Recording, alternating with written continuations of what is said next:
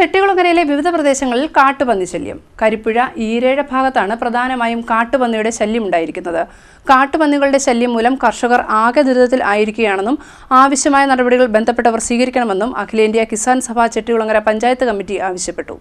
ചെട്ടികുളങ്ങര പ്രദേശത്ത് കാട്ടുപന്നി ശല്യം രൂക്ഷമാകുന്നു. കഴിഞ്ഞ ദിവസം കരിപ്പുഴ ഭാഗത്തുൾപ്പെടെ കാട്ടുപന്നി എത്തി ഈരേഴ തെക്ക് കൃഷി നശിപ്പിക്കുകയും ചെയ്തു. കാട്ടുപന്നി ശല്യത്തിന് അടിയന്തര പരിഹാരം കാണണമെന്ന് അഖിലേന്ത്യാ കിസാൻ സഭ ചെട്ടികുളങ്ങര പഞ്ചായത്ത് കമ്മിറ്റി ആവശ്യപ്പെട്ടു. കാട്ടുപന്നികളുടെ ശല്യം മൂലം കർഷകർ ആകെ ദുരിതത്തിലാണ്. ജനങ്ങളെ ഉപദ്രവിക്കുമോ എന്ന ഭീതി കാരണം പരിഭ്രാന്തിയുമുണ്ട്.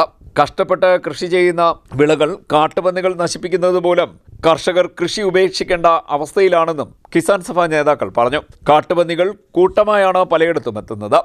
കാട്ടുപന്നികൾ മൂലം കൃഷി നശിച്ചവർക്ക് അടിയന്തര നഷ്ടപരിഹാരം നൽകണമെന്നും അഖിലേന്ത്യാ കിസാൻ സഭ ചെട്ടികുളങ്ങര പഞ്ചായത്ത് കമ്മിറ്റി ആവശ്യപ്പെട്ടു. കിസാൻ സഭ സംസ്ഥാന കമ്മിറ്റി അംഗം K G. Santhosh, K. Pradeep, G. Sreedharan Nair, Jayakumar നമ്പിയുടേത്ത്, മോഹൻകുമാർ, ജി. സരസൻ തുടങ്ങിയവർ സംസാരിച്ചു. സി.ഡി. Net news, Kayamkulam.